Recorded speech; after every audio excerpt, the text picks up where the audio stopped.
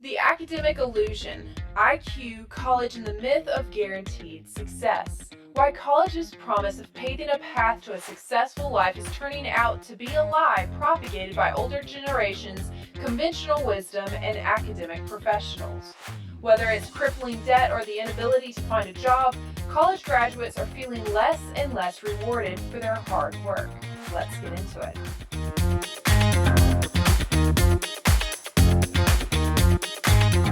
Welcome to the 13th episode of the Magnifying podcast. I am your host, Elena Moore, and I am joined today by the American Stoic. However, this is not an unlucky episode, as you might think from the number. Today we are actually going to look closely into the myths of college, the struggles young people face, and what parents, grandparents, and older generations can do to support and help wake up the younger generation during this crucial point in their lives. So before we start talking about a lot of the meat to this episode, I want to highlight some of the myths that are passed down from older generations, something I was told a lot before I went off to college. And now hindsight, of course, is 2020. I still hear it today, and it grates my nerves even more. So let's get a few of these out of the way. The first one, college makes you more intelligent. I don't think that there's a dumber take on this list that we're going to go through of myths that we're going to talk about. Scientifically, obviously, just because IQ stays relatively the same from your childhood through your adulthood. And so it's obviously not going to make you more intelligent. What we do see is that there was a historical correlation between the more intelligent people were the ones that went to college whenever only 2% of the population had a college degree. So that there was a correlation there, and that got miscontributed to a causality, which I think is probably what led to this myth. But just facially, this is one of the dumbest ones that you can hear. But it is still very, very persistent, particularly from parents and grandparents that are really trying to, do the right thing by their kids and what they think is the right thing by their kids, which ends up being a little bit harmful. Yeah, I really feel like I lost a lot of brain cells, which just made me more angry after the fact of thinking I just spent tens of thousands of dollars or hundreds of thousands, however you want to look at it, to get dumber. But okay. I agree. I think it probably was a net negative on my attention span and intelligence and critical thinking abilities just because of how inundated you are with stupid things from professors and classmates alike. And there was a video that went viral of something similar. Yeah, there was a video that it was actually up on YouTube a couple of years ago, but it's kind of recently, last month or so, made the rounds again of this 18-year-old kid, probably from middle America, working class family. He joined the Marine Corps right out of high school, and he's part of this cast of 6 random strangers that are brought together, and they're asked to rank each other based on where they think they will land on the IQ spectrum.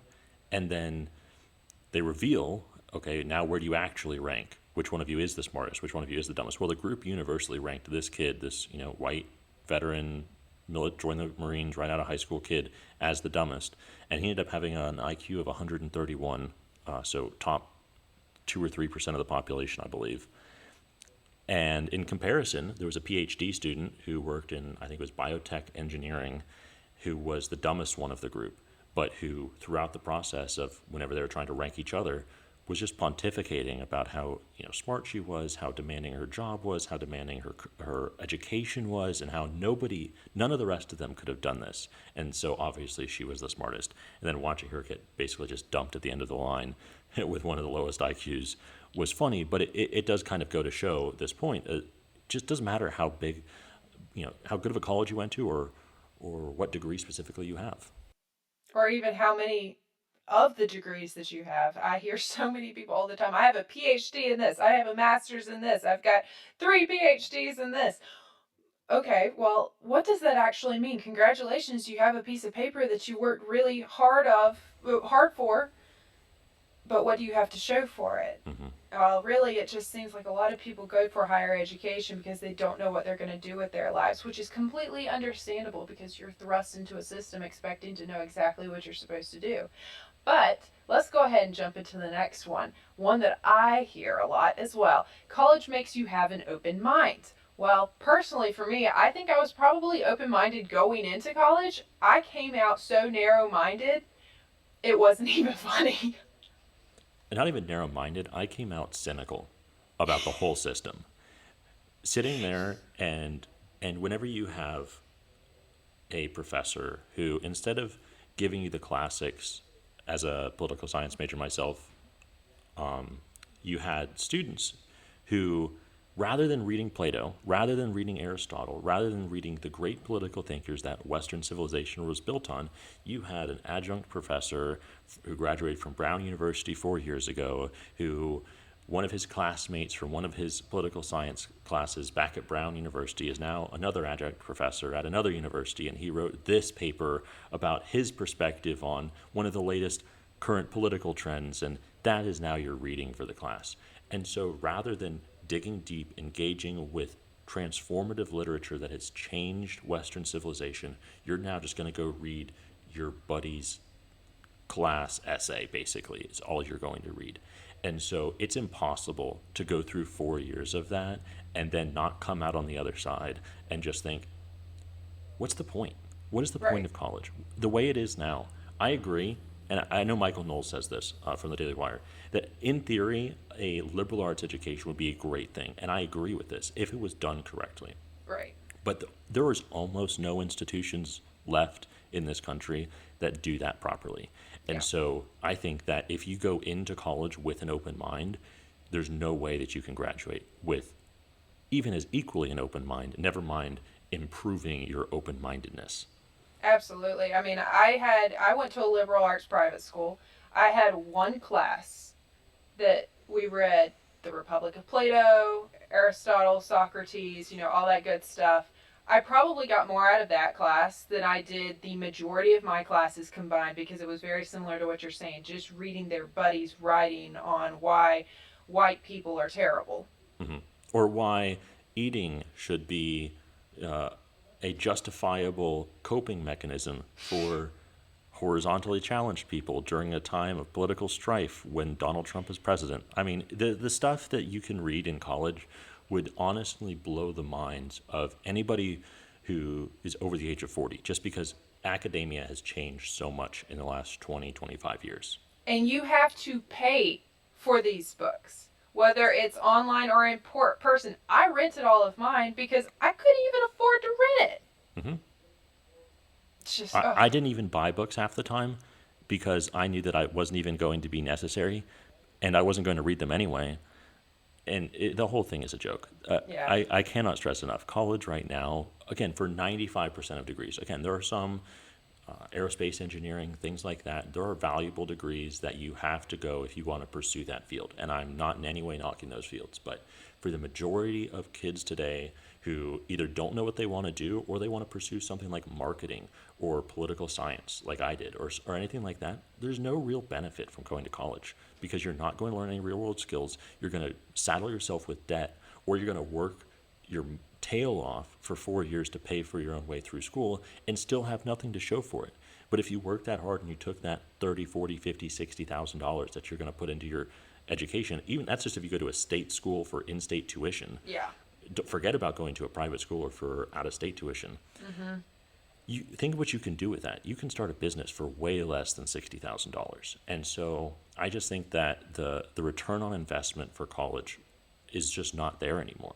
Yeah, you were really cynical in high school. I didn't think it could get worse. Oh, how I had no idea. Never bet against me. Yeah, I learned that. All right, so for my favorite myth, our final last myth, of course, I saved my absolute favorite, the one I heard constantly, still do. College is a necessary life experience. It's an experience. You're I don't know going what that for means. The experience. I don't know what that means. Like, I still don't, what type of experience is it?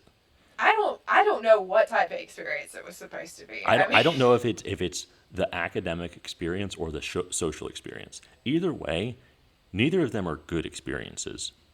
And they're definitely not necessary. I mean, to put the word necessary in front of a statement, that is a strong statement. There are very few things in this life that I would say are necessary, right? You have, according to this list, right, you have food, water, shelter, and getting blackout drunk on Tuesdays. I mean, Yep. that's the list. There's 4 things that you have to do. I don't understand the point here. Again, I think this is just going back to the first point. I think this is just a generational misconception where Yeah. you have people who, they're in their 60s, during, in their lifetime, whenever they were going to school, this was considered how you got a leg up if you wanted to be successful. Now everybody has a bachelor's degree. And it's also how you meet your spouse. I heard that one a ton about them meeting their I hope spouses and not. their significant. Absolutely not. If that's where you're looking, buddy, I have some serious questions about your life choices. Let's not do it. Okay, so what college actually is like? The best way I can summarize this up to keep it short and sweet, the left does a great job at manipulating logic and integrating emotion. We'll keep it like that. In college, your grade now depends on defending this manipulative logic and integrated misplaced emotion. Your friend group is defined by this as well. And then don't even get me started on roommates. Your comfort in your living situation highly depends on this and your beliefs as well. So even once you're done outside of the classroom, once you're done with your extracurriculars, where do you go home to? Most likely the same thing you were just shoved into all day.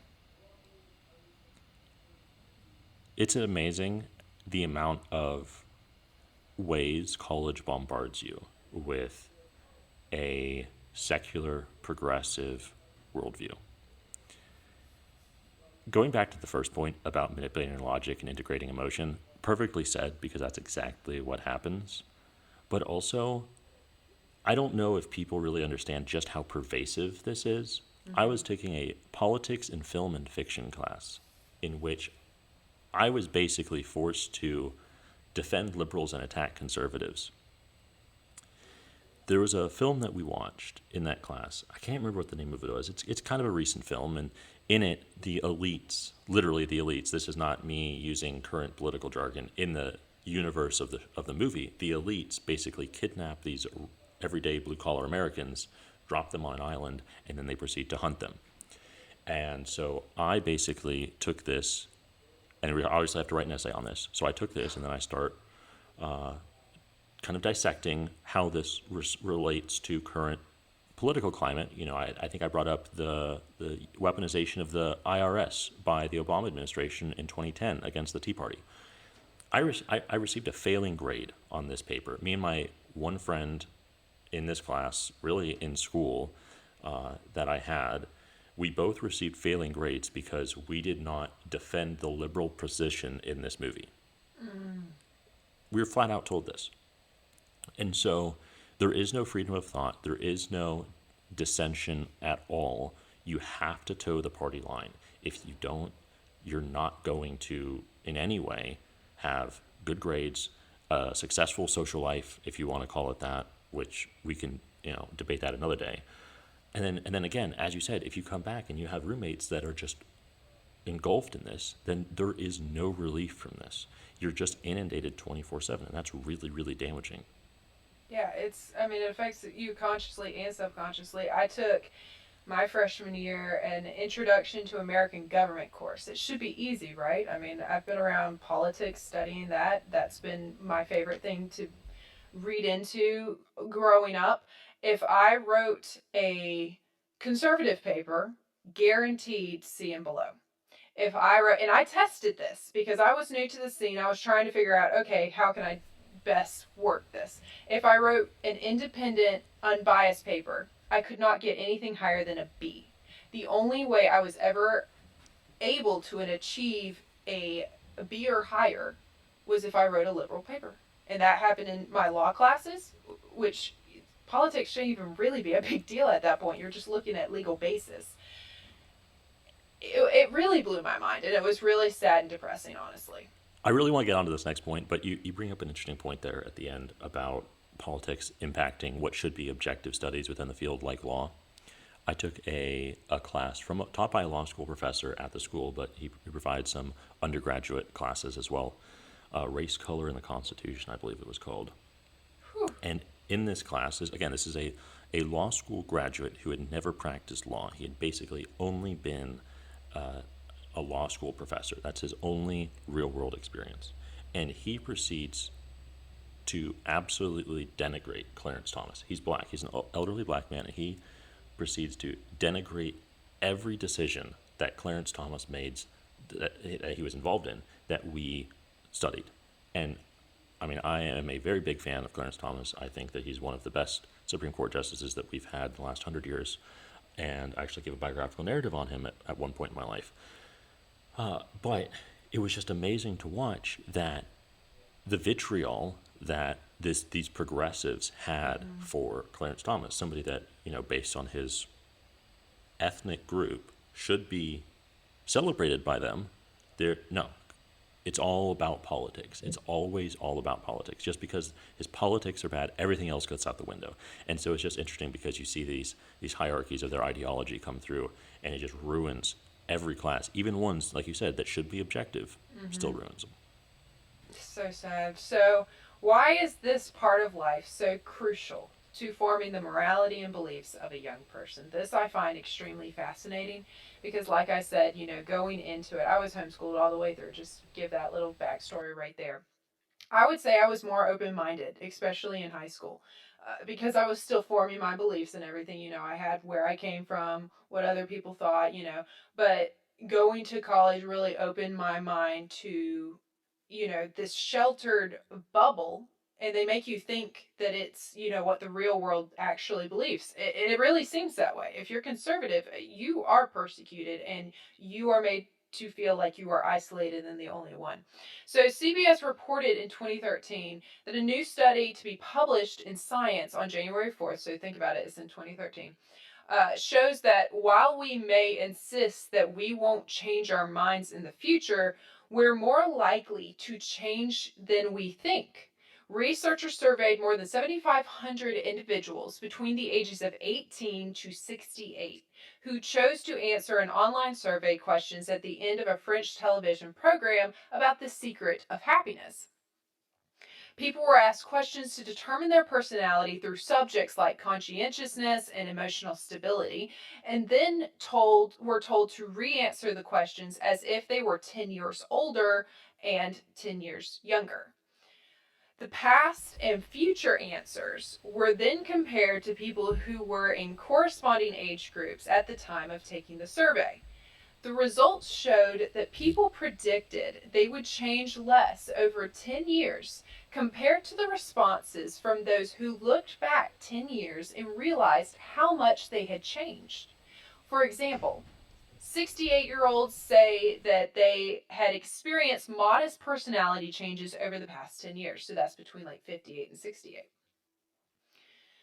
While surveyed 58-year-olds predicted very little, if any, change in the coming decade, even though their own survey results showed they had changed their personality over the past 10 years, according to this study. So I find this really interesting because a lot of times we think we're solid. We think we know what we know, we believe what we believe, and nothing's going to change that. But when you look back at it, we are nowhere close to the same person, I would say, 10 years ago that we are today, especially at such a young age. If I look back at myself to when I was a young teenager, I see some similarities. I think my core probably didn't change, but I would say my beliefs definitely became stronger and more narrowed and understood. Like, I actually know who I am as a person now. Well, you think you do. 10 I years, think why I not? do. Right. So that just shows, okay, we're constantly evolving individuals. When you take somebody out of their area, it sometimes changes, which is where I want to go in this New York Times guest opinion that was done by Dr. Lana Hortwitz in 2022. And it's a guest opinion written in the New York Times. and I guess that's a she, hopefully, is said that American men are dropping out of college in alarming numbers. Shocker.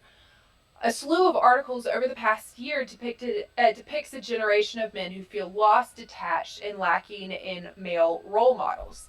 This sense of despair is especially acute among working class men, fewer than 1 in 5 of whom completes college. As a sociologist of education and religion, I followed the lives of 3,290 teenagers from 2003 to 2012 using survey and interview data from the National Study of Youth and Religion, and then leaking those data to the National Student Clearinghouse in 2016. I studied the relationship between teenagers' religious upbringing and its influence on their education, their school grades, which colleges they attend, and how much higher education they complete. But here's the interesting part that she goes on to say. However, teenage boys from working class families, regardless of race, who were regularly involved in their church and strongly believed in God, were twice as likely to earn bachelor's degrees as moderately religious or non religious boys. End quote. We hear a lot about how boys are going to college less and girls are going to college more. What's the difference there? Well, there's actually a lot more when it comes to one, socioeconomic status, and two, their religious upbringing and how they were raised. Well, I also think it has to do with what college, how it's structured, I guess I should Mm-hmm. say. Because the way that colleges, and this goes through for K through 12 education as well, is really not suited towards boys and young men, obviously, in college. And so the longer you go in that, and then you factor in, particularly whenever it comes to the current curriculum, I'll say, in college, where you have denigration of men, particularly white men, and you have this whole victim mentality, this victim hierarchy being preached basically by every higher institution of learning in the country. It's no wonder there's a lot of different factors that kind of lead guys to be more inclined to drop out. Not least of all, they're way more likely to become entrepreneurs as well. Mm-hmm. They're they have a higher risk tolerance, so they're way more likely to take that route. Manual labor, obviously, construction, any of the skilled trades, anything like that, all dominated by men. So they have a lot more options open to them, if you want to look at it like that don't require a college degree. And then, as you said, it's kind of interesting because I wouldn't necessarily think that strongly religious boys would be more likely to earn bachelor's degrees. My intuition would almost kind of say the opposite. But I Yeah. think what is probably important here, if I had to say, is if you are very strong in your beliefs, college won't matter. It's not Mm-hmm. going to change you. You might be annoyed by it, as I think we both were. You might be a little bit disgusted by it, by the process of it, by the constant cowtailing, the constant peer pressure, the constant appeal to authority that is levied on you. But it's not going to change you. I don't think either of us ever felt intellectually threatened or felt that any of Right. our professors. Actually, it's an interesting point. I don't think that I was ever impressed intellectually by Yeah. any one of my professors. And that's a real problem, right? Because if you look at, I've watched a lot of TED Talks, a lot of online lectures from college professors. And the one thing that I find is that if I love the lecture, if it's something that's important to me, if it's an impactful one, especially, it always comes from somebody who I almost automatically respect and whose Mm-hmm. intelligence is almost automatically apparent. And you just don't get that in college now. Yeah, I would say the very few that I respected was in the my communications major because I was a double, and I threw that bad boy on at the last minute just to get that grade point average up a little bit because my politics professors were so liberal and they knew my beliefs, especially after getting to know me a while. And there were a few good ones. I'm not saying there weren't, But I would definitely say the ones that I was most interested in was when we were not talking about politics. I did not know their beliefs, and they were actually teaching me something that I could use in my everyday life. But it's very hard to find that. And like I said, I went to a liberal arts private school. These bigger colleges, I mean, it was a struggle there. These bigger colleges, it's going to be even more difficult to find anything intellectually stimulating. It was hard for me. Hmm.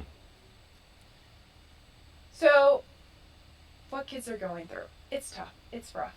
I mean, I know it was extremely difficult for me because I was working multiple jobs and having to deal not only with the peer pressure, the professor pressure, the life pressure, pretty much everything that you can think of.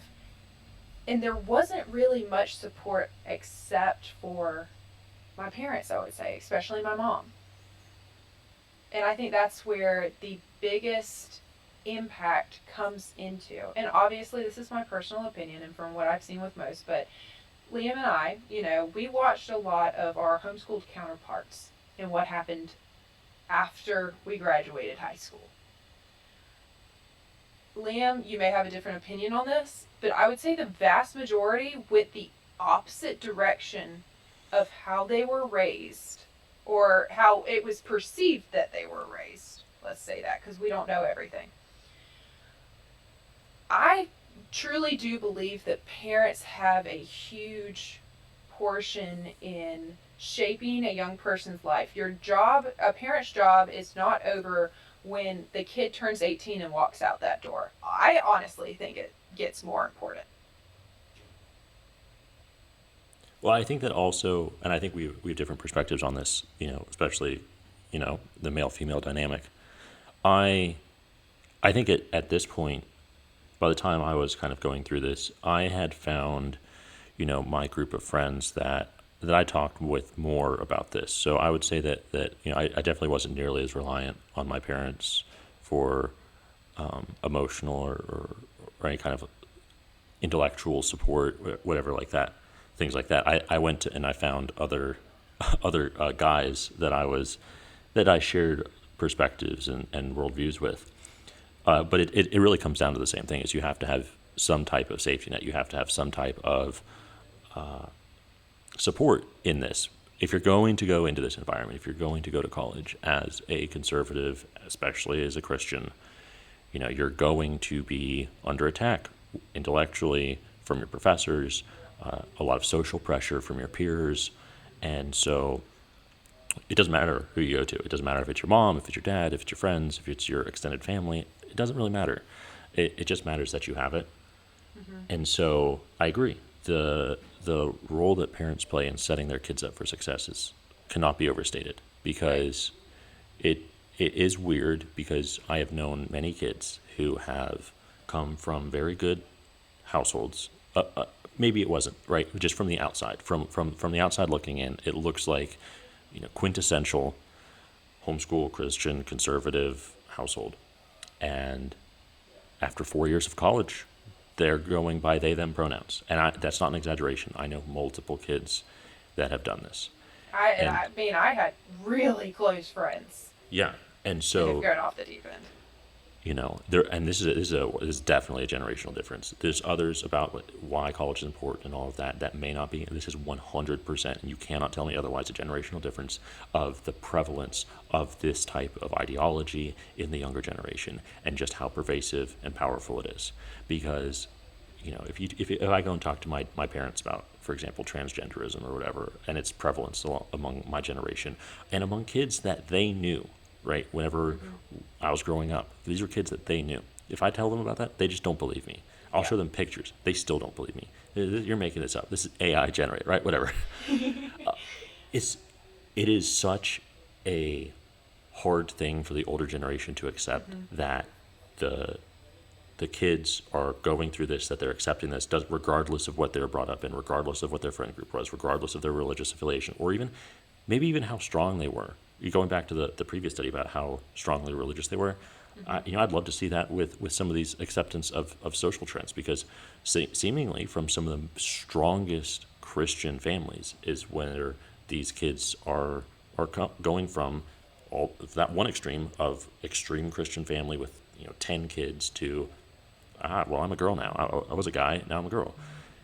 Or even being a pedophile. Or that, or that. You know, it's a dark topic. It Yeah. is. Okay, and it's something that, especially for those, who like to attack Christianity, there's always seems to be that avenue of attack that they like to take of sexual deviance and crimes within the Christian community. Mm-hmm. And it's concerning because I know that parents who probably did their best to raise kids had them turn out in ways that they could not have imagined Yeah. whenever they started homeschooling these kids or started taking these kids to church. And I feel really bad for them. Nobody's perfect. No parents are perfect. I mean, my parents are far from perfect, okay? Right.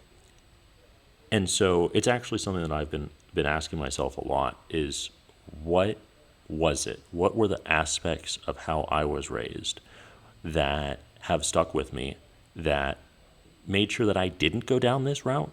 Mm-hmm. Because I don't feel like I was that different from a lot of these kids that, Yeah. are now going through hormone replacement therapy and growing their hair out and putting on dresses. And Because that's we a little all bit did concerning. similar things together Yeah, growing like up. yeah, we were around each other, and I, guys wearing cowboy boots now Yeah. wearing high heels. Okay, this is very very strange things, and it's very disconcerting if you watch this happen around you. You know, and I've thought about it, like, what if I have kids? How can I make sure that this doesn't happen to them? Right?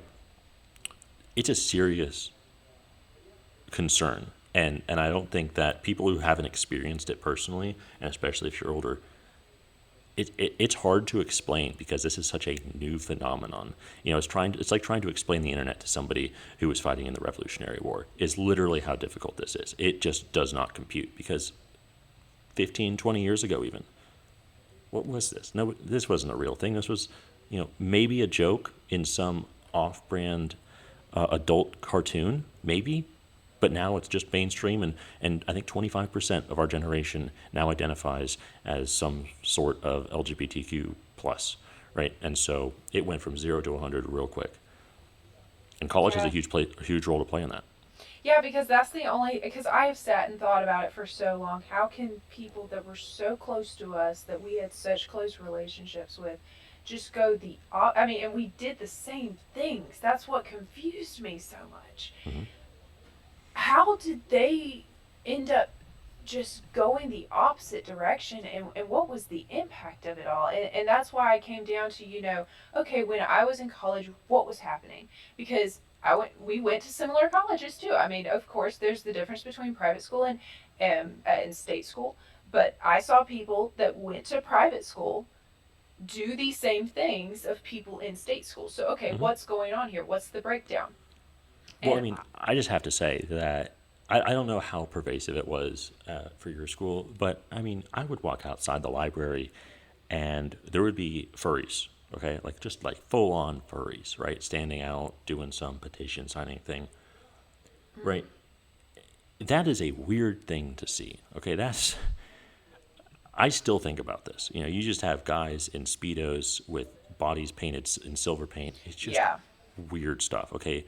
And going back to the whole idea that like, college is a necessary life experience, I didn't need to see that. I'd be happier if I didn't see that. Okay, it's just there's no real benefit to college. If I had to say, if you don't know what you want to do and you don't know what you're grounded in, you should not be going to college.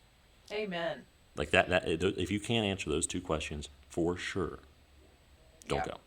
I agree, and this is an interesting study to pop on top of it. When I was doing some research in the studies realm, so take it with a grain of salt, obviously. But I found this very fascinating. The Cut in 2017 wrote an article about that was entitled "What Shapes Your Beliefs at 18, 35, and 50."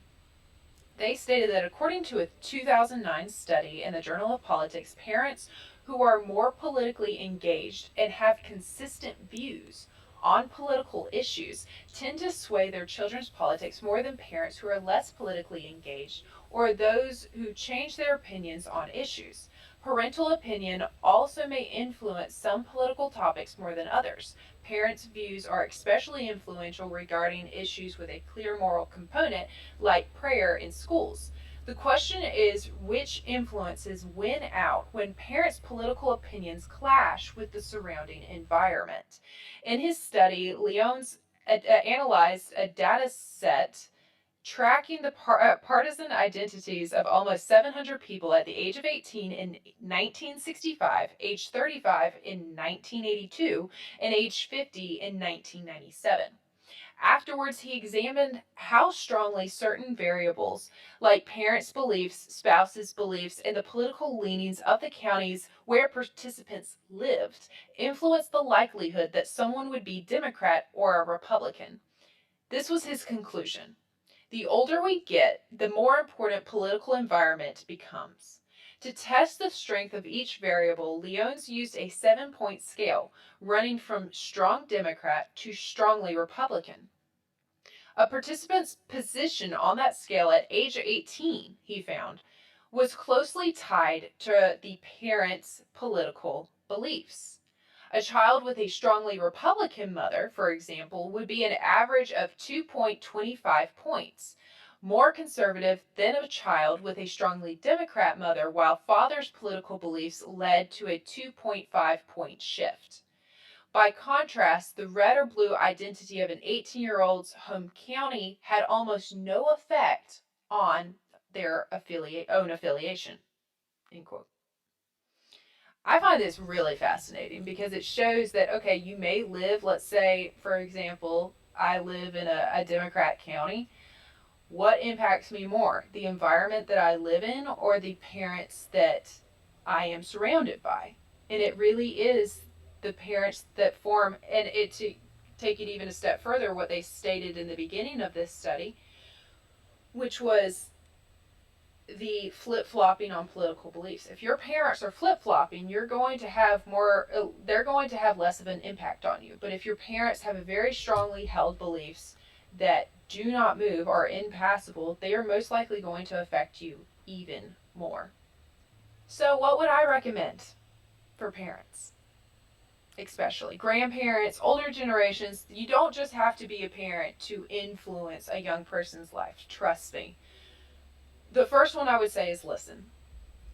Reach out, listen to that young person. Ask what's going on in their day. Use that Socratic dialogue. Get it going. Find out what they're going through, what they're dealing with, all those sorts of things. Ask those questions. That would be the second thing.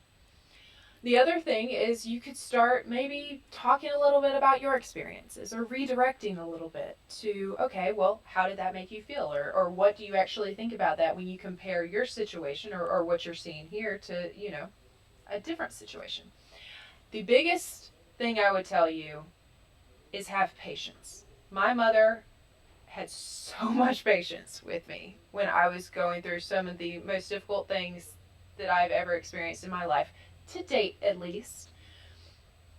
But I would strongly suggest you have to have patience. So many people in older generations right now that are older, let's just say older than young people, do not have patience. I am so tired of hearing about older generations complaining how stupid young These people are. young, lazy kids just don't want to work anymore. I'm sorry, don't have 10 cents to pay for a whole house right now. I wish.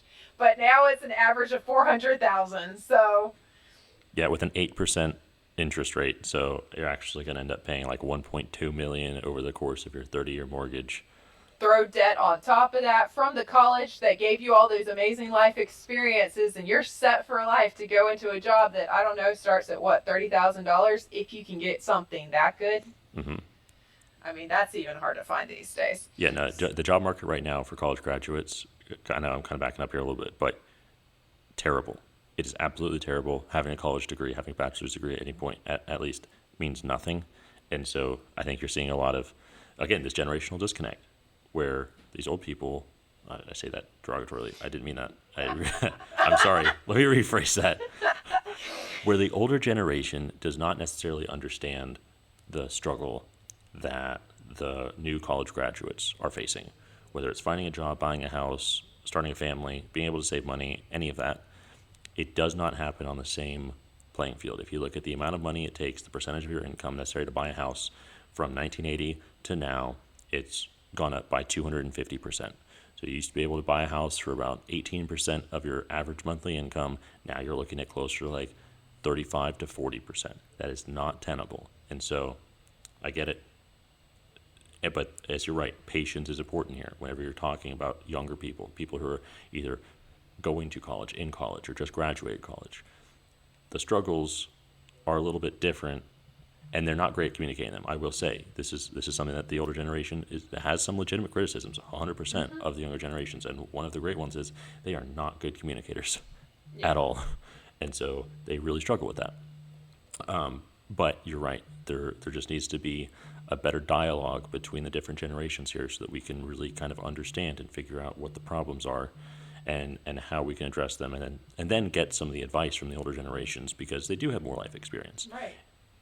We could use it, trust me, but being torn down is going to have the opposite effect of what you mean on the vast majority of people in the young generation, because we are being brainwashed in college, in school, and then we have to get a job that pushes the same agenda, most likely, if you want to get any sort of benefits from it.